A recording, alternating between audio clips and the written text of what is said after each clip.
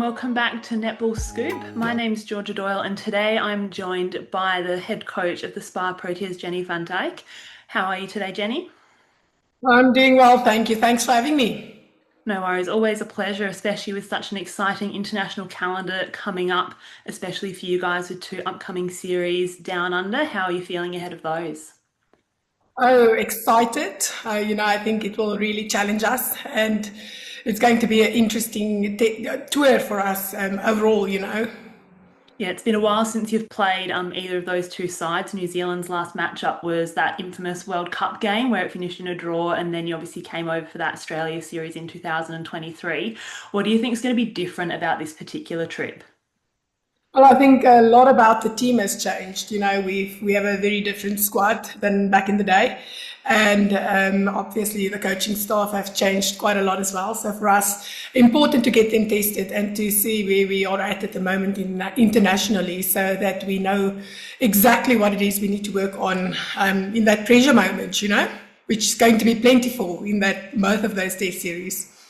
Definitely. You talk about the fact that you've got quite a different squad to last time you faced up against either Australia or New Zealand. You named that squad at the start of August, ahead of the couple of test series for this year, as well as some, no doubt, that are coming next year. Could you give us a bit of an overview of that squad, how it's looking at the moment? Oh yes, I think after our international season last year, playing Jamaica, England, Uganda, Malawi, quite a lot of the Africa teams. We've settled down on quite a good base, and we've got a core group of players that we know are really doing what we want giving us what we want from them, and that's definitely one thing that we have settled by now. For us, it's fine tuning and really giving different players opportunities to see what they can bring internationally as well, in order for us not just to prepare for these test series coming up, but also for the Commonwealth in a year's time. So the core group stays the same, and at the end of the day, we've added these three new players, one of which she does have caps for South Africa. She has been in the squad in the past, but two players that will be brand new to the scene, which is Entle Futsani and Nozipo Nsangase. Yes, we're very excited to see where all of those players hopefully potentially get a run in a couple of those series. What was it about those three new players into the squad that really caught your attention at trials and through the TNL that earned them that elevation into the full-time squad? Well, one of it was elevation. If you look at the international players and the shooters out there, it's just such height that you have to contest with. And for us, it was important to get players that can give us that explosiveness and the endurance within that, in order to last a full 60 minutes on the court and to perform on that level. And that was also one of the big reasons for the return of Shadeen van der Merwe. At the end of the day, she's one of our most capped national players and a senior walking into the team after not being a part of our season for the past couple of seasons. So she's also a breath of fresh air and really making a big difference on that defensive side for us. Yeah, you've certainly lost a fair bit of experience down that defensive end over the last couple of years, with Pumza Maweni retiring and then Carla Pretorius opting out or not being selected for this particular squad for various reasons. So I can imagine having someone like Shadeen come back in was really important to really help anchor that defensive end. Oh, definitely, especially with Carla Pretorius. I mean, she's just one of the most formidable players that South Africa has ever delivered, and she's a top-class quality player. And yes, hopefully we haven't seen the last of her, so I'm sure by hopefully the next season we'll have her back. But luckily for us, we've got such brilliant defenders in South Africa, and I mean, if you look at the likes of Sanmarie Visser, Jamie van Wyk, Nicolas Smith at the back there, players that's really making a big impact from the moment they stepped on the court for the very first time, and that gives us a lot of confidence to know that even though they're young and they don't have a lot of experience, they've got the grit, they've got the passion, and they've got the right attitude to get the work done for us. And speaking of experience, more and more of your South African players are now out playing overseas. All those three you just mentioned have been over in the NSL in England, and then Sunmarie was obviously out in Australia this year. You've got more and more players than ever out playing overseas. How important is then getting that high level experience week in, week out when it then comes back to representing South Africa? So important. We've got Elmeré van der Berg that will join the Suncorp Super League. Sunbury that just left. Unfortunately, won't be joining them again, but she'll also be joining a UK team. So at the moment, 9 out of our 15 players are going to be competing in those, especially the UK League for next season. And that's something that's just so important to us. I would like to see more of our players in the Suncorp as well, because, that's just where the top four are getting that massive advantage week in, week out. The competitiveness within that league is just insane, and that's what you want for your players. But, we understand that performance will lead to getting contracted on that level and in that league. And that's what we hope to achieve throughout the season for our players as well. You mentioned Elmeré. She's obviously just been signed with the Thunderbirds. She's, I think, your most experienced shooter that you've got down that end, which is just crazy because she's still so young. How do you see that shooting end shaping up, knowing that you don't have a whole heap of experience down that end compared to the other areas of the court? They are young, but both of them are just brilliant. If you look at only the two goal shooters, Rulien Streeter and Elmeré van der Berg, they give you something totally different. And both of them were just phenomenal in the UK League. And at the end of the day, that is what we want. We want players that can bring something different to the squad. And even though they might not be the most experienced players, they are definitely the two strongest players on the circuit for us in that position. So they give us a lot of confidence, and they are truly remarkable young ladies, and they're ready to work hard and ready to prove that they're the best in the world. And then you throw in Kamogelo Maseko, Nisholai Breed. That's just such a fantastic unit for us. And then all the way to Ngubane, that's also been added to that squad that can double up on both goal shooter and goal attack positions. So I think within that attacking, the shooter unit that we have, we definitely have the right players on board. Yeah, I can remember when we saw a couple of those goal attacks come onto court for the first time a few years ago. I think it was, Maseko and Ngubani when they both made their debut. Just the dynamic movement that they've got was just something that we haven't seen in the netball field from a goal attack for quite a while. So really looking forward to seeing how they will combine with both of those tall goal shooters at the back. No, definitely. And I think, they've got a lot to bring to the game, and they play such a crucial part in order for those goal shooters to shine the way they do. So quite a lot that we're expecting of them at the moment as it is. And then you've got a few of those goal attacks that can also swing across to that wing attack position. The squad is quite sort of mid-court light at the moment, particularly in that wing attack spot. How do you plan on sort of managing that at the moment? Yeah, it's such a tough call to make, but I feel we felt as selectors and as coaches that between the experience we have on that goal attack position and the versatility of the players on that position, it would still be our first option to move them across to a wing attack position instead of actually adding somebody else to the mix there.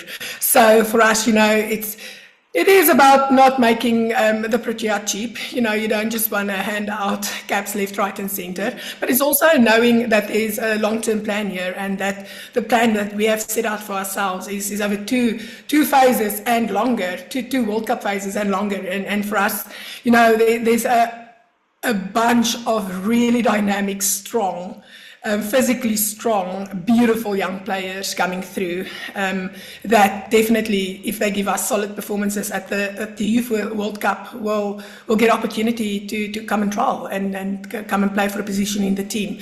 So yes, we understand that we're a little bit light there, but we do feel that we have enough players to fill that position for more specifically this tour, if I can say that, Yeah, and you see, a lot of the best players in the world at the moment are that wing attack, goal attacks. When you look at the likes of Georgie Horges, she's done it seamlessly at the Super Netball level for the last couple of years. So there's certainly so many transferable skills that, if you've got that vision to the circle, you've got that quick movement, then, there's no reason why a great goal attack can't make just as good of a wing attack. And they often bring that added aspect of height as well, which we don't often see in that mid-court. Oh, definitely. And, just like you say, that eye into the circle and understanding what happens in the circle, and that translating to what you do around that circle edge. So we've had quite a good training camp with them, and they slotted in well in that position. So for us, we're confident. A couple of other mid-quarters that people might not be as familiar with as they're slightly newer to the squad are Tale Mate, who was the TNL player of the tournament, and then Refilwe Nketsa, who has been in the squad that little bit longer. They're probably going to anchor that sort of centre and wing defence position, I would imagine. What do they bring to the squad? Oh, yeah, no, look, both of them, and again, two players that's got a very different style. Both of them more of a defensive pair than attacking centre pair, but they've really slotted in so well, even on the attack. Rafiel will just bring that calmness. She's not a flashy player. She gets the job done. She's a hard worker, and her error rate is always just so low. So for us, that's just that consistency you need. Once you play with creative and with goal attacks that you almost don't know what they're going to do next, you know. So she's just such a pair of safe hands and such a hard worker. Well, Torre, I mean, she's just a phenomenal young player. She's got the X factor. She's got something totally different to give, and she's just so strong on the defense as well.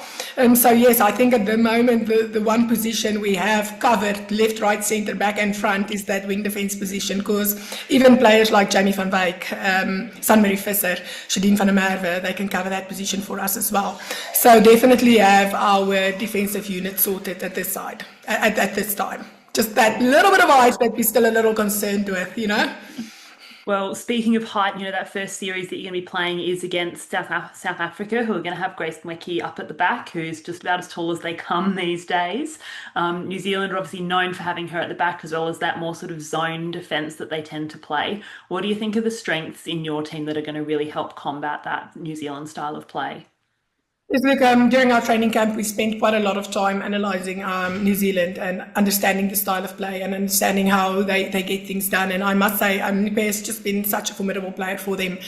She's a rock solid under that post. And that just always goes to show that you can't always want to turn ball under the post. You need to be so strong in that first and second phase of your defence that they can't find a way through.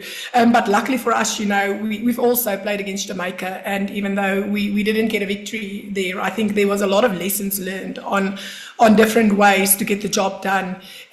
If you have such strong, powerful shooters at the back, and luckily and it also it goes back to what we do on attack. If you want to stay competitive, you have to keep that error rate low, and you have to make sure that what you are giving on attack and the plan that you set out is something that can keep you in the game as well. But yes, definitely looking at different areas where that ball can be turned, and definitely working on perfecting the skill set that we have within the players that we have to work according to their strengths and to put that on court for them. You've had someone, like you mentioned earlier, Sanmarie Visser, who spent the year with the Thunderbirds this year training up against the likes of Romilda Aitken-George, who's another one of those tall timbers out there. Mm-hmm. Is she able to bring in any specific knowledge about coming up against someone with that sort of stature week in, week out in the training environment? Oh, definitely. She's only slotted in with us now, and at this stage we're not in camp. We're training remotely with our players. So most of our players are in 3 different provinces within South Africa, and the others we fly in to meet combination-wise in different areas.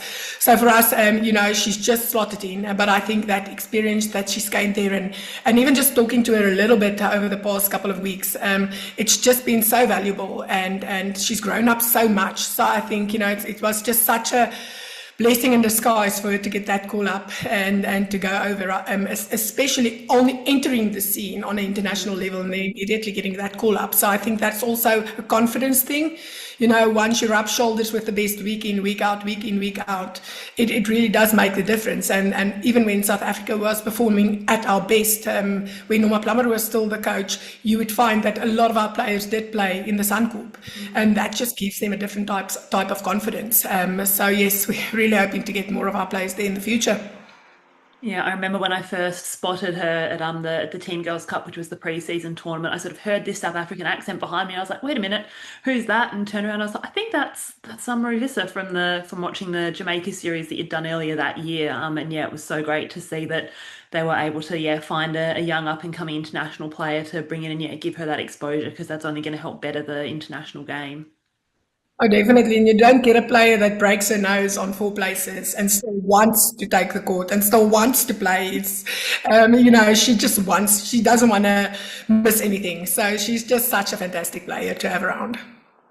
And then next up, you'll have the Australia series, a very short turnaround between the two of them, quite different game styles as well. Australia have typically favoured that more sort of moving goal circle with either Sophie Garben, who's that little bit shorter than your average goal shooter, or then Cara Conan, as well as that sort of more man-on-man defensive style. What's it going to be like having to switch up your gameplay from the New Zealand style, and then only probably 4 or 5 days later having to then switch to that Australian style?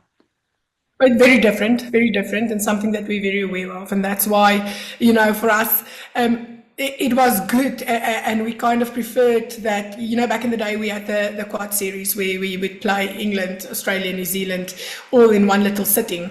And so this actually gives us a little bit more time to focus on a specific style of play before we move over to the next. But obviously, you need to do your homework well in advance because of that turnaround time. But we actually prefer it that way because, then you can dig deep and you can find everything about that. And especially with the squad we have now, great players, but not too familiar with all the international styles out there. But it's something that we got, we got right, and it actually worked for us even between Jamaica and England, playing Jamaica and England in the previous test season. So for us, definitely something that we're aware of, but something that we need. We need, we always say it, you have to play against the best in, year out, in order for you to know and to grow. So at the end of the day, definitely something we're looking forward to. Yeah, as much as many of us really enjoyed that quad series where you got each match up once, the test series are also really good because it's almost like a bit of a game of chess. You'll play one game and then you'll get a bit of an eye on what the other team's doing, and then you'll bring out something new, and it's sort of, you see a lot more of that strategic movement and tactical stuff because you get a second and third chance at the teams rather than it just being a once and done. Oh, definitely, definitely. I love it. I love the three test series against the one team. Now, you mentioned a bit earlier that you're currently training remotely because you've got players across all three provinces. At what point does the team actually all get together before they then fly out over to New Zealand? Well, look, we came out of camp only a week ago. So for us, we've been in camp for 10 good days. We've worked through quite a lot. On the first day, we already got the team picked and selected. So the rest of the week gave us enough time to work with all of them. Unfortunately, the only time we'll meet again is when we climb onto the flight to New Zealand to be a full squad. But for us, we have the luxury. Well, we have our S-under-21 team players, and most of those players are actually also mostly from that three provinces. So we at least get to work with that S-under-21 players in combinations and work against them, which just makes up the numbers and gives us a little bit more that we are capable and able to do with our players within those sessions. But we've planned it out well, and the important combinations and important connections are getting time together in combination. So it works for us, and it's not ideal, but at least it's better than doing nothing in this time. Yeah, and I can imagine getting the under 21s in also gives them some awesome exposure to the senior side and is just only helping their preparations for the World Youth Cup as well.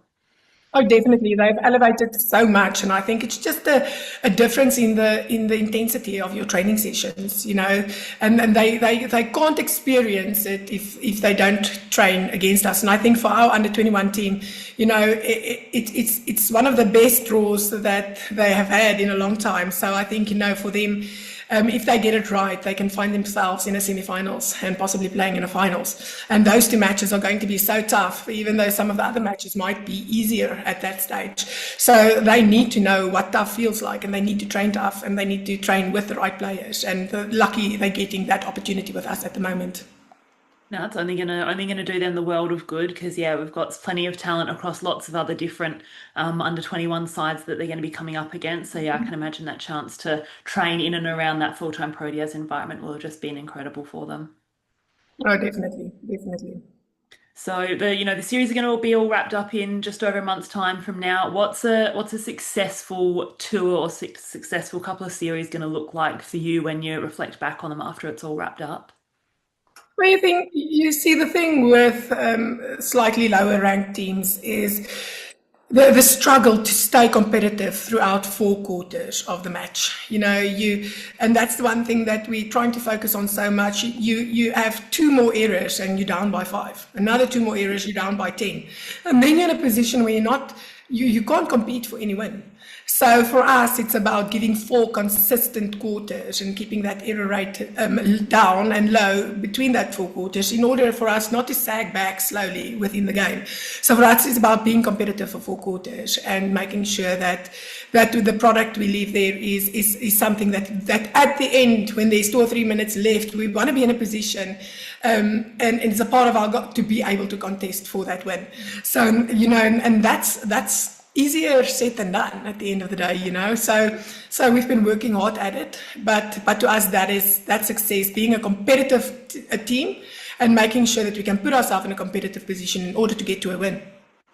No, well, I'm certainly looking forward to being at the game when you guys play in Adelaide. It's been a while since I've got to see South Africa play. Was back in the Cape Town World Cup, got to see a couple of the games. So yeah, looking forward to being at that game, and yeah, hopefully all the rest of them go well for you. Best of luck with the trip. Well, thank you very much, and thank you for having me. Welcome back everyone to the second half of our South African International Tour preview. We've just finished up our chat with Jenny, and next up I'm joined by Elmeré van der Berg from the Spa Proteas. How are you today? I'm good, thanks. And you? Yeah, very well, thank you. Really appreciate you finding the time to chat to us before you head out on this tour. I think, is it next week that you head out? Yes, we are flying on Saturday evening to New Zealand. Yeah, very good. A big flight to make over there, so at least you're making it worthwhile doing the 2 tours while you're out here.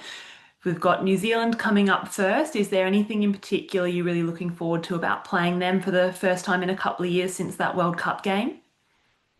I think it's important for us to be able to play against them before we go into a Commonwealth Games and a World Cup in the next 2 years, just to measure ourselves against them as well, so that we actually know that we at a level to be able to compete against them as well.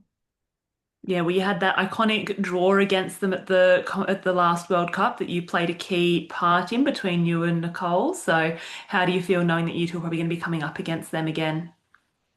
I'm excited. I think we put a lot of prep in to be able to give them a run in the matches. So yeah, I'm looking forward to see what we can put out on court. And unlike a lot of the tests that you play against them where it might be a once off, whether that be at, a Commonwealth Games or a World Cup that we're coming up, or you've obviously played them a fair few times at the Quad Series, this will be, I think, the first time in a while that you're actually getting a 3-match series against New Zealand. You had one against Australia a couple of years ago. How does it being 3 matches in a row make a difference compared to just a once-off meeting that you might have at a more of a tournament style competition? I think having the opportunity to play against them 3 times gives us the opportunity to go see what we did wrong in the first or second test match to be able to improve going into the next one that we play against them. And I also think it gives us a good baseline on what they do and what they're good at, so that when we meet them in Commonwealth Games next year, we know what to do against them as well. For sure. And as a shooter, the New Zealanders are known for their zone style of defence, which we don't see a lot of other countries try and put out. How does that change up your game when you're out there on court? I think just to put on a stronghold in the circle and to have good communication with my goal attack, wing attack, playing the ball into the circle so that we can still split the defense to get the easy ball into the circle. And I think that's something that we've been working on for a while now, just to be able to get the ball smoothly into the circle without needing to play back all the time. So, yeah. For sure. And as one of the shooters, you're actually one of the most experienced in that shooting lineup, despite being so young. Does that change at all how you play, or do you just try and take it in your stride and carry on as normal? I think doesn't matter against who you're up. You still need to be able to play your game that you're used to playing. It's just a matter of how smart you are with the ball to be able to prevent them from intercepting the ball as well. And you mentioned before it comes down a lot to that sort of connection you've got with your goal attacks and your wing attacks. There's a whole raft of players that you might potentially have playing out the front of you while you'll also probably be sharing that goal shooter bib with Rolene throughout the both series, I would imagine. What do each of those other goal attacks that you might be playing with bring to the game? I think all three of them actually brings a lot of speed. And they're really quick with handling the ball and playing out and playing or pulling a defender off me. And I think that helps a lot with playing against New Zealand that has its own defense. Because if you have a quick goal attack coming in to pull out one goal defense or goalkeeper that's hanging in the circle, that opens up me as well to get the easy ball under the post to be able to shoot. Rather than the shooter also starting to run and then it's a struggle to get the ball into the circle, because in a zone defense, it will automatically be more difficult to get the ball in if both of them are running. Yeah, I think that's something that you and Rolene both have as part of your game is that real ability to not only hold but move as well. So I think, like you've mentioned, a lot of it comes down to the work of the goal attacks, having to do all the quick running and all the movement out the front of you to then make life easier for you at the back. Yes, no, that really helps if you have a goal attack that runs into the circle and knows how to pull a defender off the shooter to be able to get that quick ball into the circle. For sure. And then next up is going to be Australia. Now, I was doing a bit of research before we jumped on this call. Have you actually played against Australia, or will this be the first time you're coming up against them formally? I played against them in Commonwealth Games 2022. Okay. And then we had the test series against them after World Cup in 2023, but I was injured, so I didn't go on tour with them. So this will be the first time going up against them in, I think, 4 years, 3 years. Yes, that's quite a while since you've last seen them. Yes. It'll be a very different style to what New Zealand play, that lot more sort of man-on-man physical defense. What are you then going to have to change about your game from those first few New Zealand matches to then coming up against Australia? I think they're much more awake and physical on the body, running you hard to every ball. So not to stop before you actually caught the ball, because they will run through it and intercept the ball. And yeah, to also have that good communication in the circle to be able to get the ball in easily.